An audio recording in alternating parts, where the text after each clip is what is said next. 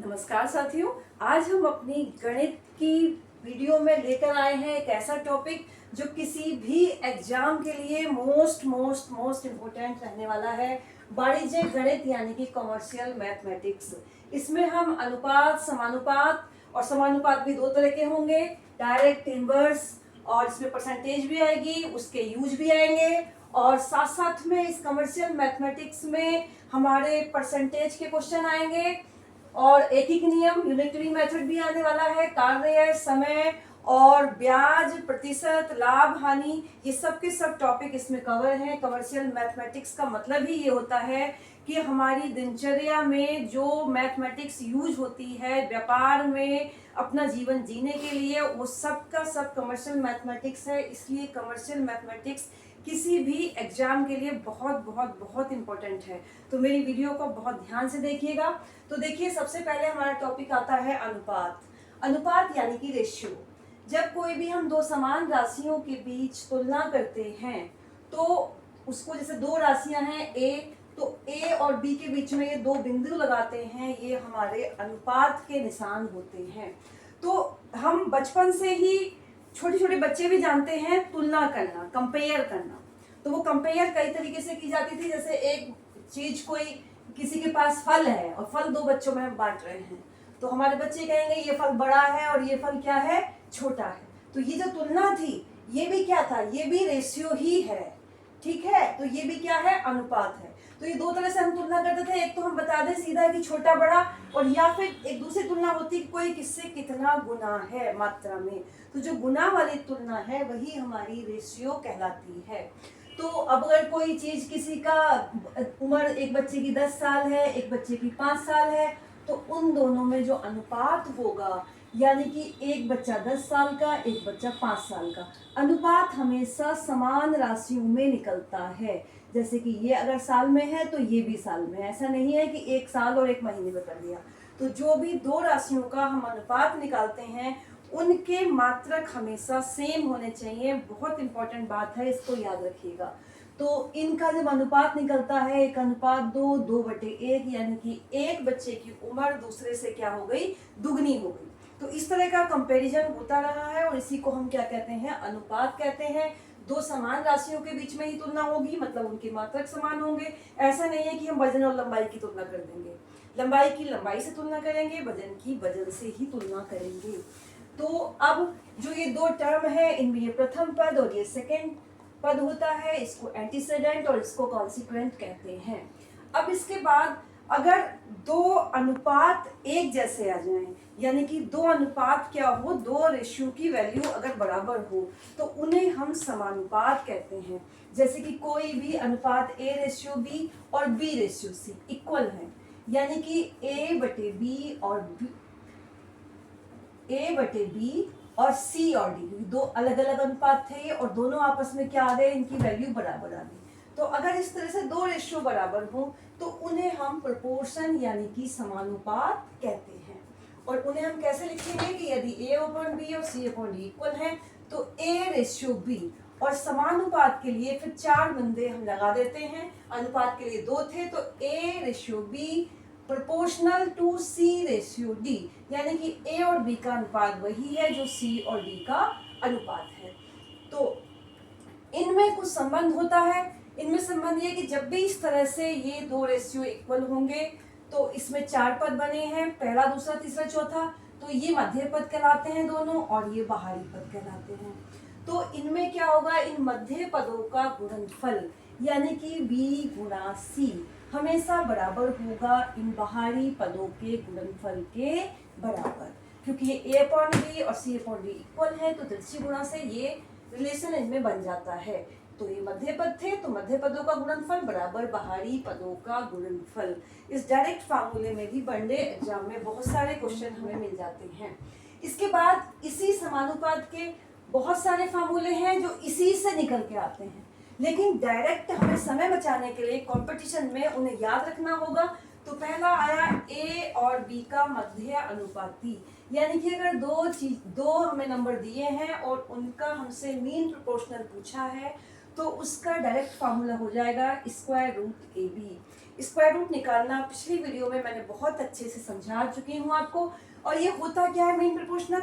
Main proportional में ये होता है कि दो इस तरह के रेशियो होते हैं कि उसमें मध्य पद सेम रहता है। ए रेशियो एक्स समानुपात एक्स रेशियो बी। तो निकलेगा इसी फॉर्मूले से जो बताया था कि मध्य पदों का गुणनफल यानी कि X square is equal to A B, और जब X square is equal to A B then X is equal to square root A B. लेकिन क्योंकि इसमें टाइम ज़्यादा लग जाएगा और कंपटीशन में हमारा सबसे ज़रूरी होता है समय का मैनेजमेंट, तो समय बचाने के लिए डायरेक्ट फार्मूला हमें याद है मेन प्रोपोर्शनल, हम निकाल देंगे स्क्वायर रूट ए बी, यानी कि दोनों को गुणा करके उसका वर्गमूल निकाल देंगे, वही उसका मेन प्रोपोर्शनल होगा। अब इसके बाद एक होता है हमारा थर्ड प्रोपोर्शनल या तृतीय अनुपाती कहते हैं। तृतीय अनुपाती ये चीज़ है, देखिए इस तरह से कि ए रेशियो बी और बी रेशियो एक्स, यहाँ भी यही चीज़ है कि बीच में एक है ये सेम, और यहाँ पे इसकी वैल्यू निकालनी है, उसे हमने कहा है तृतीय अनुपाती। निकलना इसी फार्मूले से है इसकी वैल्यू, लेकिन डायरेक्ट हम याद रखेंगे इसी फार्मूले से। देखिए इसकी वैल्यू निकलेगी, यहाँ मैं आपको समझा देती हूँ, ये बी और बी की मल्टीप्लाई बी स्क्वायर और इज इक्वल टू कितना आया ए एक्स। तो जब ये x की वैल्यू निकालेंगे तो a इसके बटे में पहुंच जाएगा और यहाँ से x की वैल्यू आ जाएगी बी स्क्वायर अपॉन ए।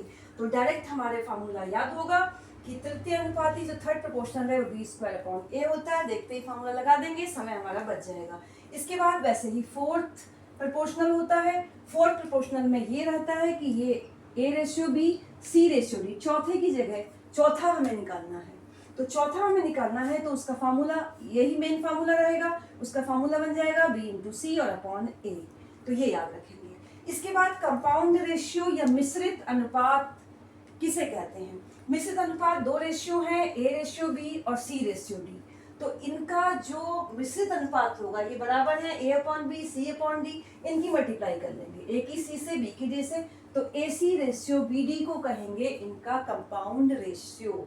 इसके बाद वर्ग अनुपात, ए रेशियो बी है, उन दोनों को वर्ग कर लो तो दोनों जो वर्गों का अनुपात आएगा वो वर्ग अनुपात होगा। इसके बाद व्युत्क्रम अनुपात यानी कि रेसिप्रोकल, तो ए रेशियो बी का जो रेसिप्रोकल या व्युत्क्रम होगा वो हो जाएगा बी रेशियो ए, यानी कि ए अपॉन बी, इसको हमने उल्टा कर दिया तो बी अपॉन ए हुआ, उसी को हम उसका व्युत्क्रम अनुपात या रेसिप्रोकल कहते हैं। अब इसके बाद देखिए संयोजन, कंबाइनिंग कैसे करते हैं रेशियो की।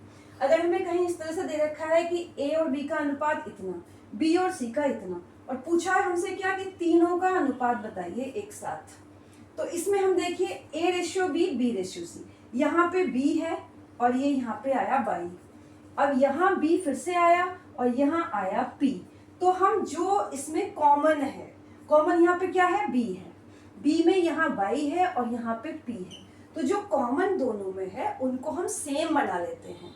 और हाँ एक बात और याद रखिए, कोई भी रेशियो है उस रेशियो में जैसे ए रेशियो बी था, अगर हम समान संख्या से, क्योंकि ये फ्रैक्शन का रूप है और भाग वाली वीडियो में भी मैं आपको बता चुकी हूँ इसमें फ्रैक्शन वाली में, ये फ्रैक्शन में कुछ भी है उसको समान संख्या से आप अंश और हर में अगर मल्टीप्लाई कर लें तो उसकी वैल्यू में कोई भी फर्क नहीं पड़ता है। तो इसलिए हम इसको क्या कर लेंगे, सेम करने के लिए हमें यहाँ दोनों एक चीज चाहिए।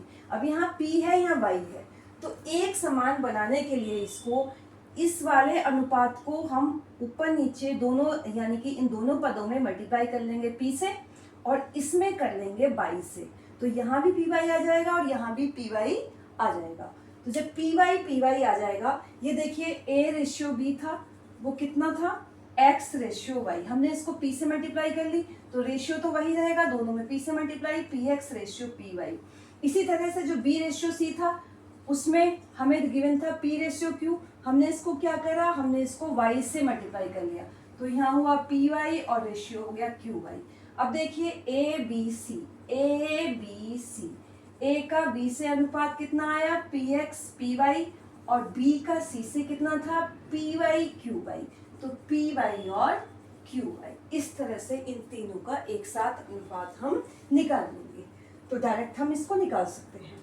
उसी तरह से अगर चार रेशियो हैं, ए बी का दे रखा है, बी सी का दे रखा है, सी डी का दे रखा है, तो हम इन चारों का अनुपात भी इस तरह से निकाल लेंगे कि पहले हम जो कॉमन है उसे कर लेंगे इक्वल। यहाँ पे b है, यहाँ भी b है, तो पहले b का ये y और ये p, इनको इक्वल करेंगे तो py होगा, यहाँ भी py होगा।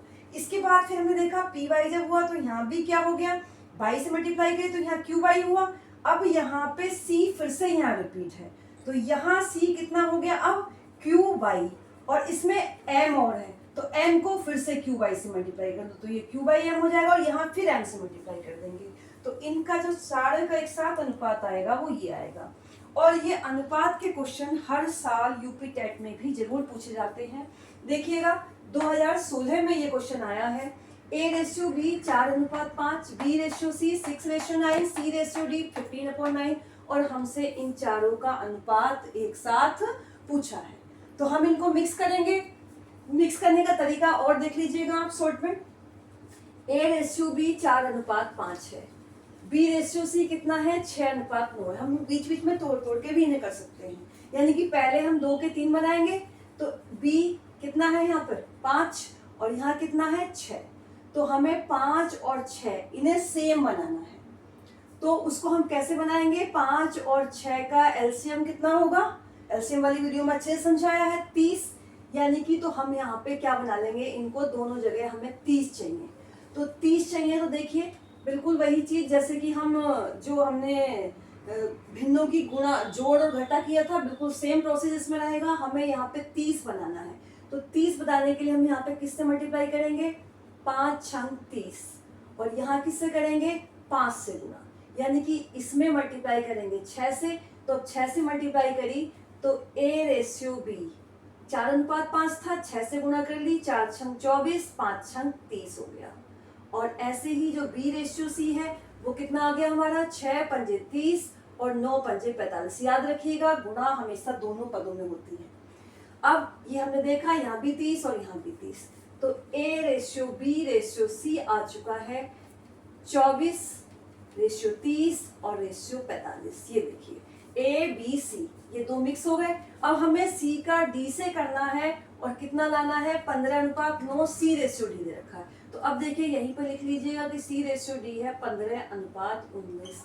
अब यहाँ पर C कितना है, यहाँ पर C है 45 और यहाँ पर C कितना है 15, तो बिल्कुल स्पष्ट है कि इन्हें हमें इक्वल करना है। तो ये तो ऐसे ही रहेगा, 15 और 45 का एलसीएम कितना होता है 45 होगा, तो 3 से मल्टीप्लाई यहाँ करनी पड़ेगी और 3 से मल्टीप्लाई यहाँ दोनों पदों में होगी।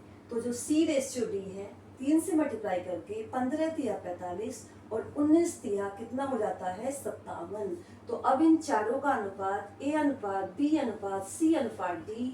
A की जगह है 24, 30, 45 और ये हो चुका है हमारा, अब C और D में था 45/57। तो ये देखिए ये हमारा इनका अनुपात आ चुका है, यही हमारा आंसर है। और हाँ, अगर ये किसी चीज से डिवाइड हो रहे हैं तो इसको हम सिंपलेस्ट फॉर्म में ऑप्शन के अकॉर्डिंग अपना आंसर देखेंगे। जैसे कि यहाँ मुझे दिखाई दे रहा है कि ये 3 से सब कट रहे हैं, तो 3 से सब कट रहे हैं, 3 अट्ठे 24, 3 धाई 30 और 3 से कटा ये 15 बार और ये कटा 19 बार, तो इनका अनुपात 8:10:15:19 हो गया है। तो ये 2016 में हमारे यूपी टेट के सेकंड पेपर में आया हुआ क्वेश्चन है, तो इसको ध्यान रखिएगा कि बड़ा ही इंपॉर्टेंट टॉपिक है ये। इसके बाद देखिए 2013 में भी ये क्वेश्चन इस तरह का आया है, 3 संख्याओं का योग 58 है, पहली और दूसरी का अनुपात इतना है, दूसरी और तीसरी का अनुपात इतना है, तो हमें संख्याएं बतानी है। तो देखिए अब यहाँ तो हमें डायरेक्ट ही दे रखा है कि सेकंड यहाँ पे 9 है और यहाँ भी 9 है, तो यहाँ तो कोई प्रॉब्लम ही नहीं है। सीधा का सीधा तीनों जो संख्याओं का योग है, सॉरी जो रेशियो है वो हम लिख देंगे 4:9 कितना आया 60, और हमें यहाँ पे ये भी पता है कि इनका योग कितना है 58 है और अनुपात कितना है इतना है। तो इस तरह की जो क्वेश्चन कहीं भी अगर इस तरह का हो कि अनुपात दिया है योग दिया है तो हम इन्हें मान लेते हैं। क्या मान लेते हैं, मान लेंगे जो फर्स्ट नंबर है हमारा वो 4x हो गया, सेकेंड नंबर 9x हो गया और थर्ड नंबर हमारा कितना हो गया 16x हो गया, सबके साथ x लगा लेंगे। इसके बाद हमें पता है इनका योग कितना है 58 है, तो हम इनको जोड़ लेंगे 4x 9x और 16x, कितना हो गया 58। अब इनको जोड़ते हैं कितना आता है 6 और 9 15 और 4 19 का 9 हासिल 1 2, तो 29x = 58। Then x is equal to 58/29 और 29 दूनी होते हैं 58। x की वैल्यू कितनी आ गई है? 2 आ गई है। x की वैल्यू को हम हर नंबर में पुट करके हर एक नंबर का मान निकाल लेंगे। पहला नंबर कितना था? 4x, तो पहले नंबर की वैल्यू आ गई 4 दूनी 8, यानी कि पहला नंबर कितना है? 8। दूसरा नंबर 9x यानी कि 9 दूनी 18 और तीसरा नंबर 16x यानी कि 16 दूनी 32। तो जो तीनों नंबर हमारे हैं, पहला नंबर 8, दूसरा 18 और तीसरा हो गया है 32। तो इस तरह से हम इन क्वेश्चन को हल कर लेंगे। अब देखिए इसके बाद नेक्स्ट क्वेश्चन 2013 में भी आया हुआ है। तो ये क्वेश्चन हमारा 234 रुपए को एबीसी में 1:2, 1/2 अनुपात 1/3 अनुपात 1/4 में बांटना था, लेकिन गलती से 2:3:4 के अनुपात में बांट दिया। तो किसे ज्यादा लाभ हुआ? तो इसमें हम क्या करेंगे? बांटना हमने रुपयों को सीख लिया है ऊपर से, 3 संख्याओं का योग था, तीनों संख्याएं अलग अलग निकल गई थी, तो वैसे ही बांटने में होता है। बांटने का एक फार्मूला और होता है। देखिए गलती से किस अनुपात में बढ़ गया, पहले वही हम देख लेते हैं किस तरह से बटा था।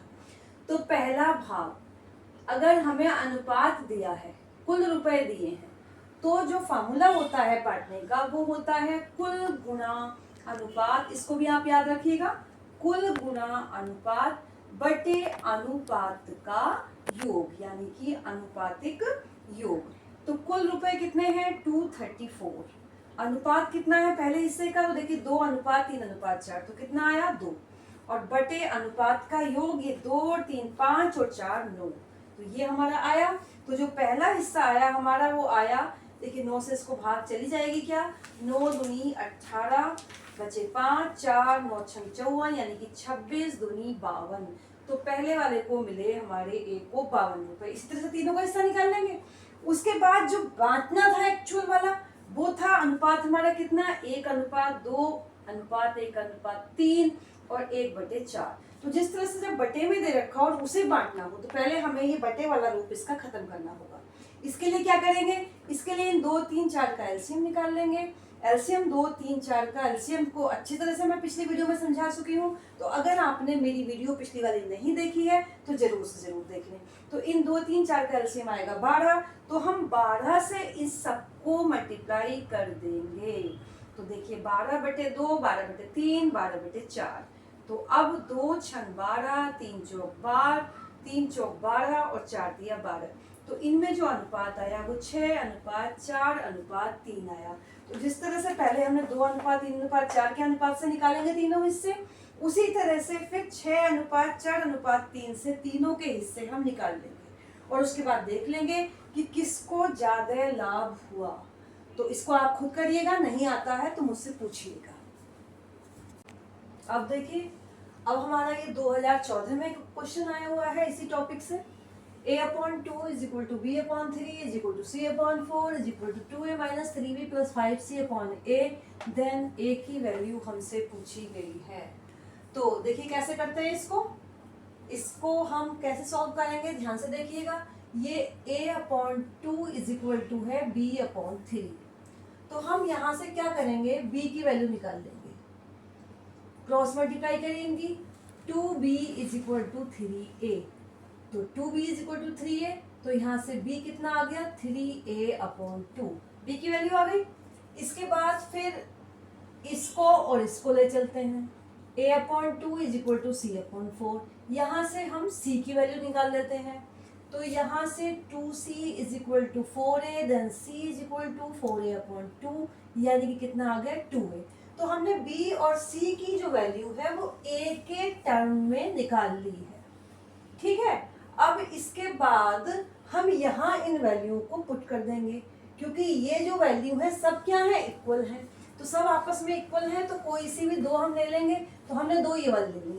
a/2 = जो लास्ट वाली है, ये लास्ट वाली क्या है? 2a - 3b + 5c और बटे में आ गया कितना? Capital A। और हमें इसकी वैल्यू निकालनी है। तो यहाँ हम क्या करेंगे? a/2 तो ऐसे ही रहेगा और एक बाकी सबकी वैल्यू b और c की a के टर्म में रख देंगे। 2a - 3। अब देखिए b की वैल्यू कितनी आई थी? b की वैल्यू आई थी 3a/2। तो हम b की वैल्यू 3a/2 यहाँ पे रख देंगे। कितनी? 3a/2 और प्लस कितना था ये? 5 और c की वैल्यू आ चुकी थी हमारी 2a। कितनी आ गई? 2a, और अपॉन में चलता रहेगा a। अब देखिए यहाँ कितना आता है, ये हमारा हो गया है a/2 इज इक्वल टू, यहाँ आया 2a माइनस 3×9a/2 और प्लस हो गया हमारा 5 दूनी 10a, और बटे में क्या चल रहा है यहाँ पर a। अब देखिए यहाँ जो ये ऊपर a है इसको हम कॉमन ले सकते हैं तीनों में, तो क्या बचेगा यहाँ पे 2 माइनस 9/2 और प्लस आ गया हमारा यहाँ पर 10, और बटे में कितना है यहाँ पर a। तो इधर ये a और ये a कट गया है, और यहाँ पे हमें अब a की वैल्यू निकालनी है, तो ये 2 यहाँ मल्टीप्लाई में पहुंच जाएगा, a यहाँ पहुंच जाएगा, तो a इज इक्वल टू हो गया 2 इंटू, और ये सब 2 और 10 कितने हुए 12, और 12 में से हम 9/2 को इस तरह से घटा देंगे। चाहे हम आगे ले जाए इसको, 2 से मल्टीप्लाई कर लो आगे, तो 2 गुणा 12 माइनस 2 गुणा 9/2, तो 12 दूनी हुए 24, और माइनस कितना आया 9, तो 24 में से 9 माइनस किया तो हमारा आंसर आ गया इसका 15। तो इस तरह से हम step by step in question को कर लेते हैं। अब देखिए 2016 में ये क्वेश्चन आया हुआ है, एक संख्या का आधा दूसरी संख्या के 0.07 के बराबर है, तो उनका अनुपात बताइए। तो संख्याएं कितनी हैं? 2 हैं। मान लीजिए एक संख्या x है और एक संख्या कितनी है? y है। अब कह रहे हैं एक संख्या का आधा, तो x है पहली संख्या, तो उसका आधा किसके बराबर है? दूसरी संख्या के 0.7 के बराबर है। तो दूसरी संख्या y है, तो y का 0.07 मतलब y की 0.07 से गुणा होनी है, तो इसका आधा और इसका 0.07 बराबर है। तो हमने जो क्वेश्चन में कहा था बिल्कुल वही यहाँ पे लिख लिया है। अब हमें वैल्यू किसकी निकालनी है? हमें उनका अनुपात निकालना है, यानी कि जो दो संख्याएं हमने x और y मानी है, तो हमें x अनुपात y यानी कि x/y की वैल्यू निकालनी है। तो हम यही करेंगे, यहाँ पर x और y को इसके बटे में ले आओ, तो 2 यहाँ मल्टीप्लाई में पहुंचेगा, 2 इंटू 0.07 मल्टीप्लाई करी, 7 दूनी 14, 2 से पहले पॉइंट लगेगा, इतना आ गया। तो x/y इज इक्वल टू इतना, इसे रेशियो में लिखना है तो पॉइंट हटाएंगे और नीचे 1 लिख के इसके आगे 2 जीरो लगा देंगे, तो कितना आ गया 14/100। इसको सिंप्लीफाई करेंगे, 2 सत्ते 14, 2 पंजे 10, तो क्या आ गया ये 7/50। तो x और y का जो रेशियो आया वो 7/50 आ चुका है। अब देखिए एक ये क्वेश्चन 2014 में ही आया हुआ है, और बहुत सारे मतलब ये केवल यूपी टेट ही नहीं, जितने भी वनडे एग्जाम होते हैं उनके लिए भी बहुत इंपॉर्टेंट क्वेश्चंस हैं, तो बहुत ध्यान से देखिएगा इन्हें। 1 रुपए 50 पैसे और 25 पैसे के कुछ सिक्के हैं हमारे पास, जिनका कुल मूल्य 210 रुपए है। अगर इनकी संख्या का अनुपात इतना है तो इनकी हमें वैल्यू बतानी है। क्वेश्चन था कि 1 रुपए के सिक्कों की वैल्यू बताइए कि कितनी होगी, तो या कोई से भी सिक्के की अगर वैल्यू निकालनी हो तो हम कैसे निकालेंगे। तो ध्यान रखिएगा, ये जो सिक्के हैं इनकी संख्या का अनुपात दिया हुआ है, तो हम मान लेंगे कि 1 रुपए के सिक्के कितने हैं 5x हैं, 50 पैसे के सिक्के कितने हैं 6x हैं, और 25 पैसे के सिक्के कितने हैं 8x हैं। ये हमने मान लिए। ये क्लियर है कि जब अनुपात दिया हो तो उनकी संख्या जब माननी हो तो उनके सबके आगे क्या लगा देते हैं x लगा देते हैं। अब इसके बाद कह रहे हैं कुल मूल्य इनका 210 रुपए है, तो अब 1 रुपए के हमारे पास कितने सिक्के हुए 5x, तो 1 रुपए के 5x सिक्कों का जो मूल्य हुआ, 1 रुपए के जितने सिक्के हैं उतना ही उनका मूल्य है। क्लियर है, एक सिक्का 1 रुपया, 2 सिक्के 2 रुपए, तो जब हमारे पास 5x सिक्के हैं तो उनका मूल्य भी कितना होगा 5x रुपए होगा। इसके बाद हमारे पास सिक्के किसके आए 50 पैसे के, तो देखिए 50 पैसे के कितने सिक्के हैं हमारे पास 6x, और उन 6x सिक्कों का मूल्य कितना हुआ। 50 पैसे के जितने भी सिक्के होते हैं उनका मूल्य सिक्कों की संख्या का आधा होगा। 2 50 पैसे के सिक्के मिलकर 1 रुपया बनता है, यानी कि सिक्के 2 रुपया 1, सिक्के 4 रुपए 2, तो यानी कि 50 पैसे के सिक्के जितने हैं उनकी जो वैल्यू होगी रुपए में वो उनकी आधी होगी, यानी कि 6x/2, यानी कि कितनी आ गई 3x रुपए। अब इसी तरह से 25 पैसे के सिक्के हमारे पास हैं और 25 पैसे के सिक्के कितने हैं, 8x सिक्के हैं। तो ध्यान रखिएगा 25 पैसे के कितने सिक्कों को मिलाकर 1 रुपया बनता है, 25 पैसे के 4 सिक्कों को मिलाकर 1 रुपया बनता है। इसलिए 25 पैसे के 8x सिक्कों का जो मूल्य होगा, जितने सिक्के होंगे उसको 4 से भाग यहाँ पे हो जाएगी, तो उनका मूल्य आएगा 2x रुपए। अब इसके बाद क्वेश्चन में हमें पता है कि कुल मूल्य 210 रुपए है। तो कुल मूल्य 210 रुपए है, तो कुल मूल्य यहाँ पे कितना है, ये 5x, 3x और 2x, और कुल मिला के कितना दे रखा था, 210 रुपए दे रखा था। तो 5 और 3 8 और 2 10, तो ये हुआ 10x बराबर 210, यानी कि x बराबर 210 बटे 10। x का मान आ गया 21। क्या मान आया x का, 21।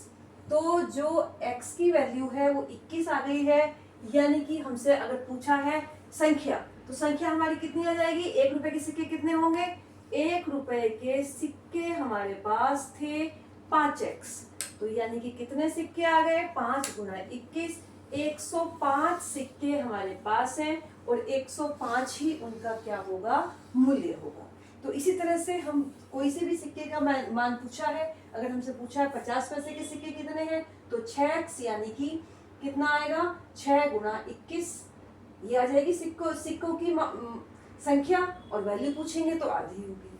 अब ऐसे ही देखिए 2017 में ये क्वेश्चन आया हुआ है, एक आयोजन कहीं हुआ और उसमें स्त्री और पुरुषों का अनुपात 3:2 था। उसके बाद क्या हुआ, 20 पुरुष और आ गए, अब अनुपात उलट गया, यानी कि 3:2 था, तो अब अनुपात स्त्री और पुरुष का 2:3 हो गया। तो स्त्रियां कितनी थी ये हमें बताना है। तो देखिए शुरू में जो अनुपात था स्त्री और पुरुषों का कितना था, 3:2 था। तो मान लेंगे जो स्टार्टिंग में स्त्रियां थी वो कितनी थी, 3x, और पुरुष कितने थे, पुरुष थे 2x, इसीलिए इनका अनुपात 3:2 हुआ। अब क्या हुआ, अब पुरुष बढ़ गए, आयोजन में पुरुष आ गए और कितने और आ गए, 20 पुरुष और आ गए, यानी कि 2x पुरुष थे, अब 2x + 20 हो गए हैं। और अब ये कह रहे हैं कि जब ऐसा हुआ तो जो अनुपात था, किसका अनुपात था, स्त्रियां और पुरुषों का जो अनुपात था, स्त्री और पुरुष का जो अनुपात था, जो कि पहले कितना था, 3:2 था, अब उल्टा होके 2:3 हो गया। अब स्त्रियां कितनी थी, स्त्रियां तो उतनी की उतनी थी 3x, लेकिन पुरुष इस टाइम कितने हो चुके हैं, 2x + 20, और अब इनका अनुपात है 2:3। तो अब हम इनकी तिरछी गुणा कर लेंगे, देखिएगा 3 तिया 9x और बराबर इसकी 2 से गुणा करेंगे, इन दोनों टर्म की 2 से गुणा होगी, 2 दूनी 4x और प्लस 20 दूनी 40। तो ये यहाँ पे 9x, ये 4x उधर जाके माइनस में हो जाएगा और बराबर 40। तो कितना आया, 5x बराबर 40, तो x बराबर हो जाएगा हमारा 40 बटे 5, यानी कि 5 अट्ठे 40।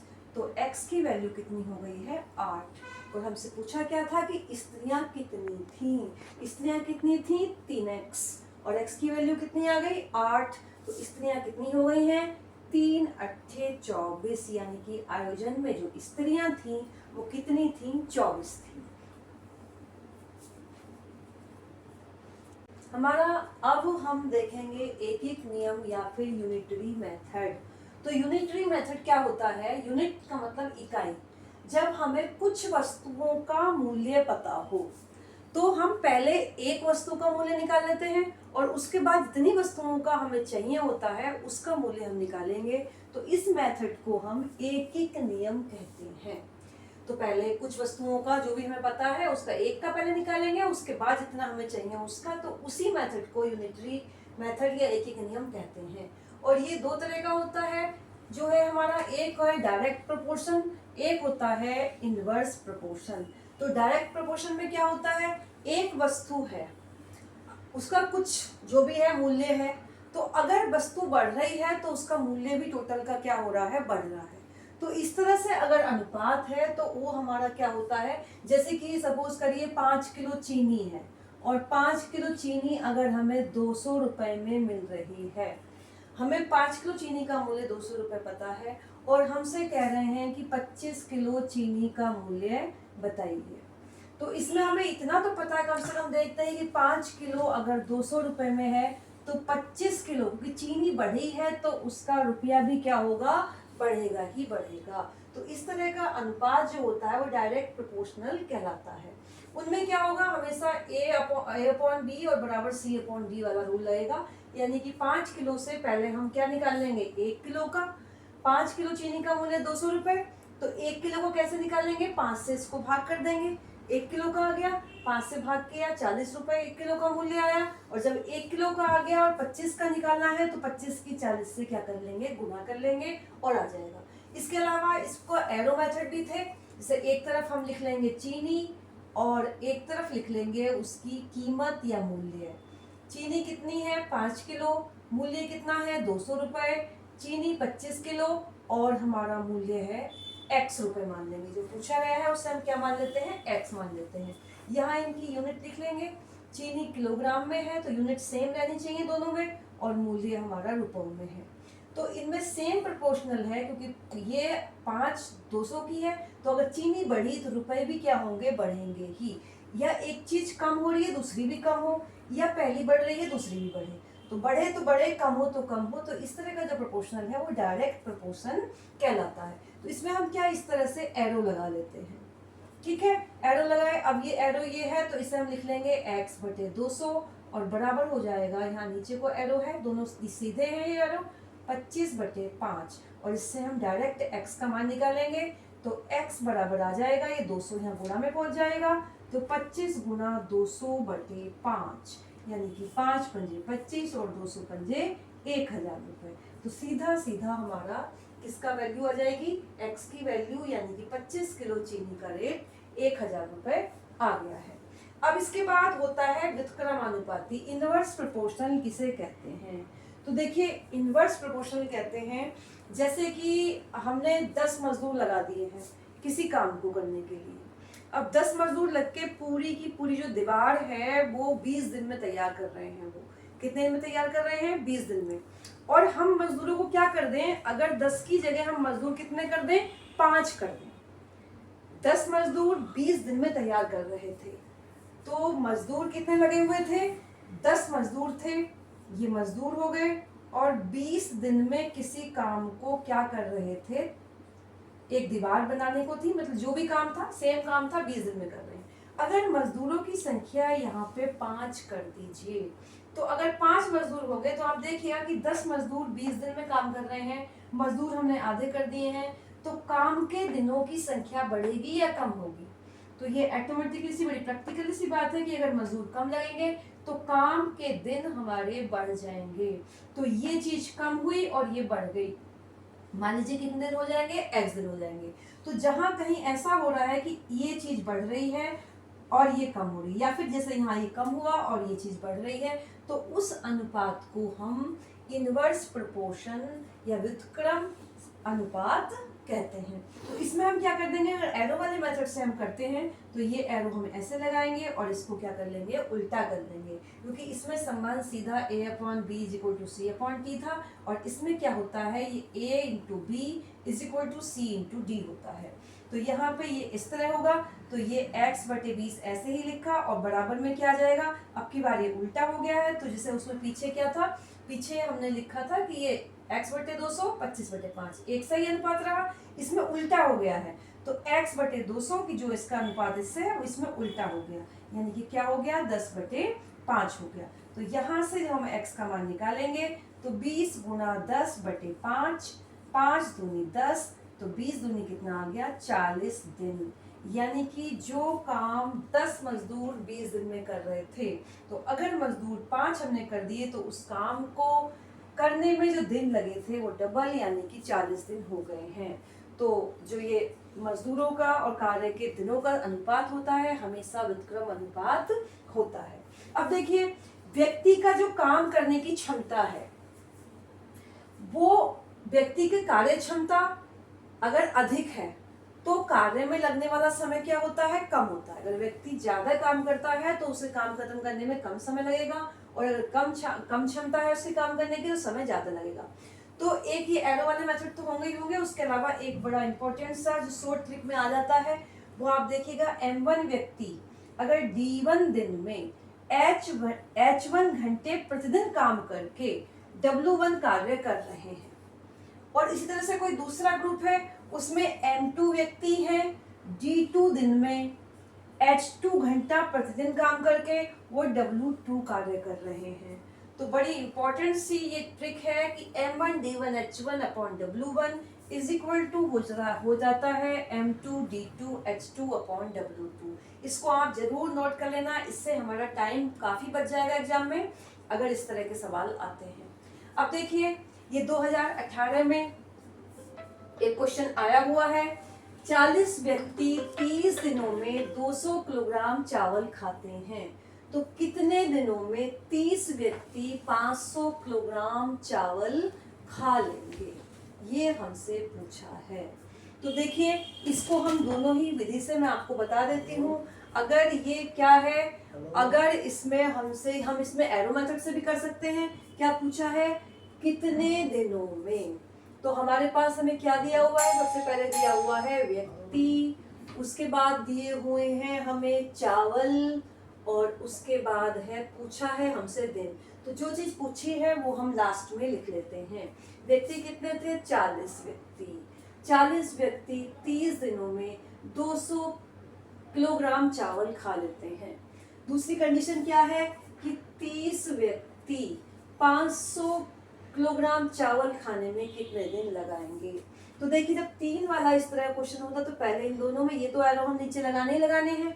इसके बाद 200 किलो चावल 30 दिन में, तो 500 किलो चावल को कितने दिन लगेंगे, ज्यादा ही दिन लगेंगे, तो सीधा अनुपात इन दोनों में बैठ रहा है, तो इस तरह से लगा दिया।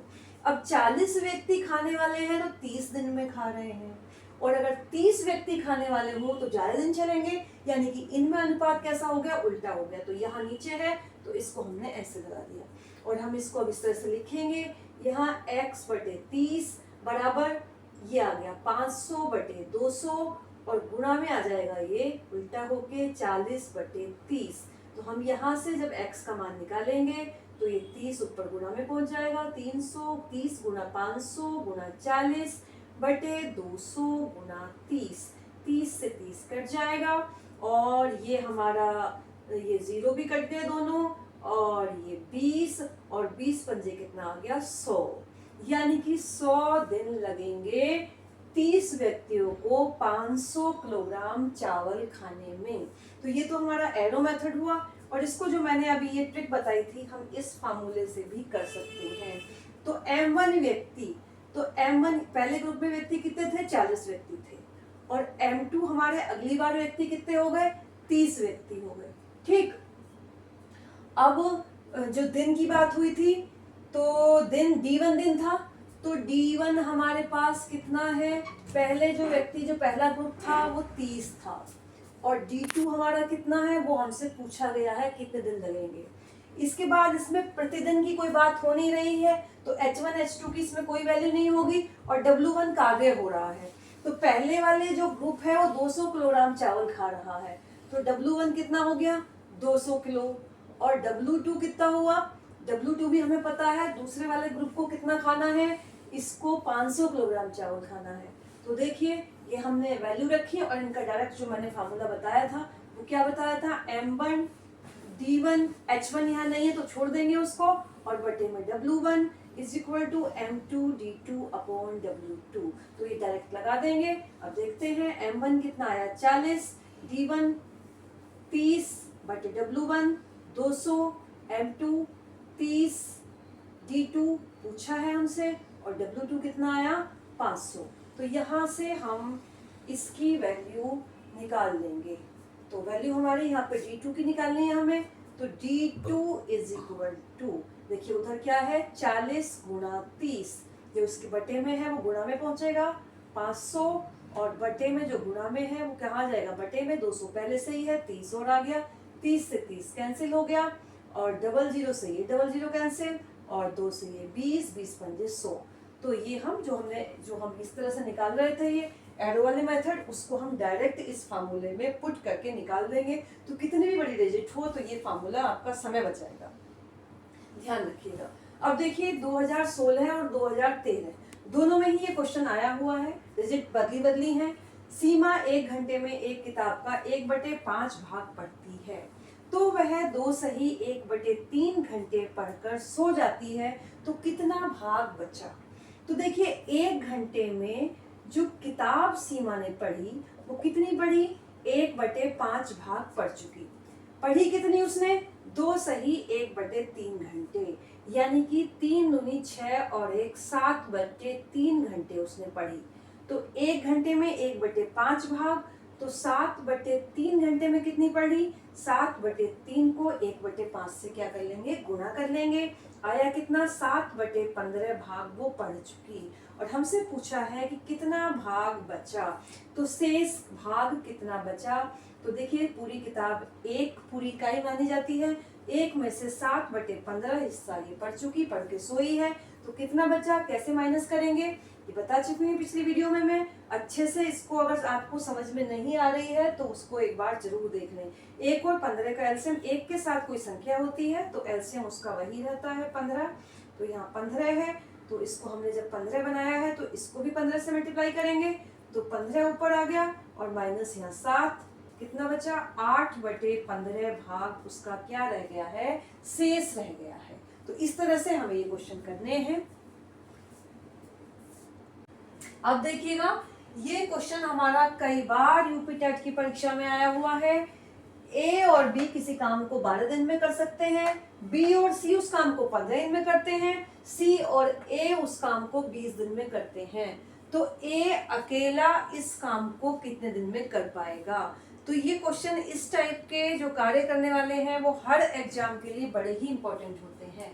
तो देखिएगा ए और बी किसी काम को 12 दिन में कर सकते हैं, यानी कि पूरा काम 12 दिन में अगर कोई निपटा रहा है तो उसमें क्या करेंगे? हम 1 दिन का काम निकाल लेंगे। तो ए और बी मिलके कर रहे हैं तो ए प्लस बी का 1 दिन का काम।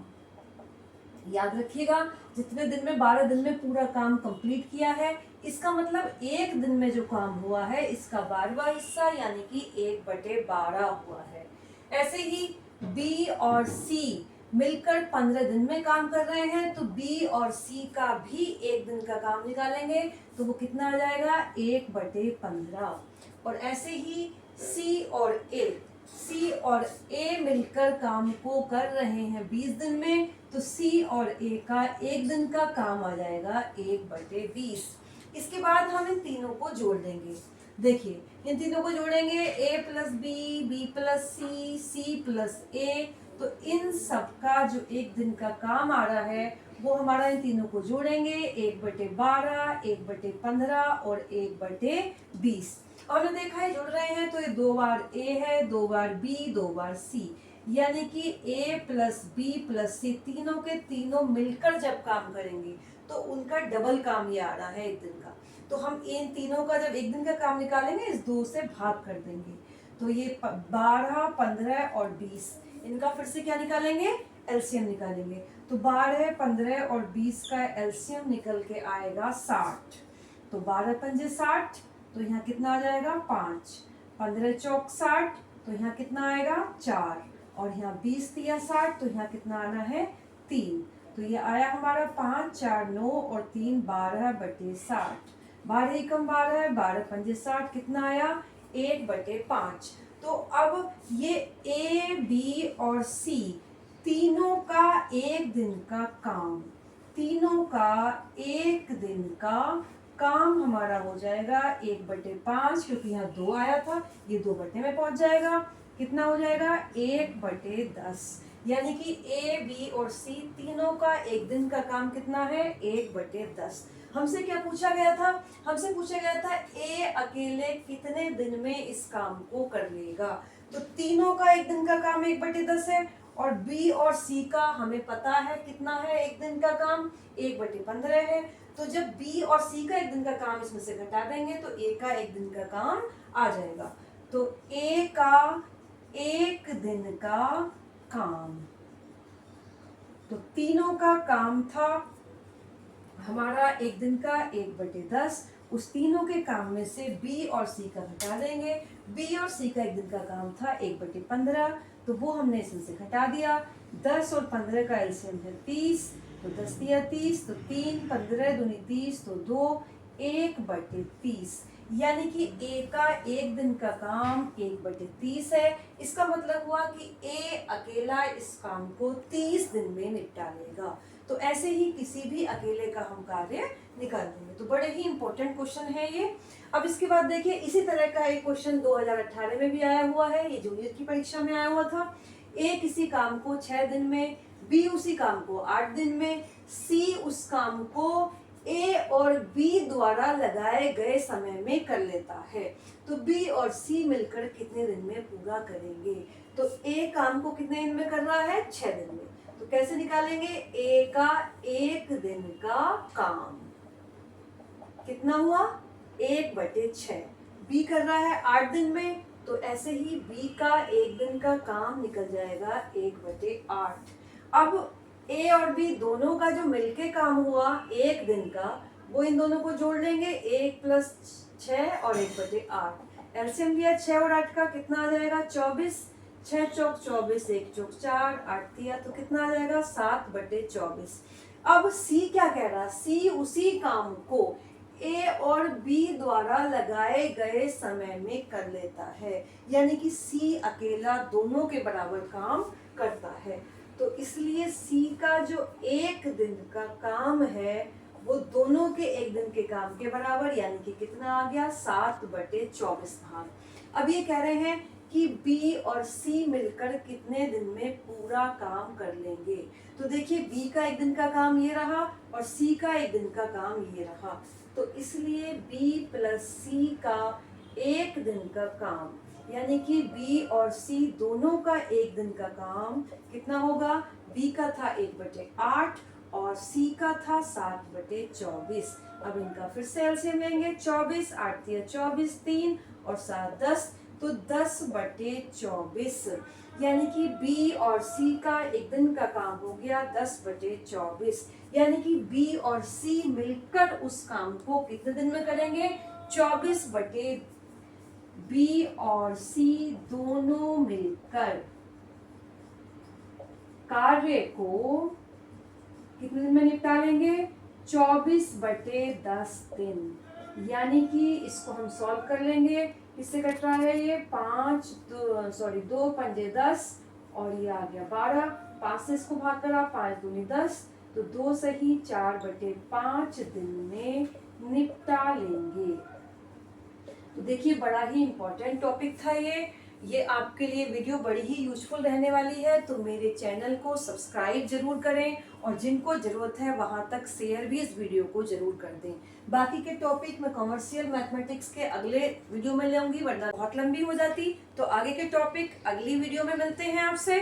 तब तक के लिए आपका बहुत बहुत धन्यवाद। मेरे चैनल को लाइक करें, शेयर करें और कॉमेंट करना ना भूलें और सब्सक्राइब जरूर करें।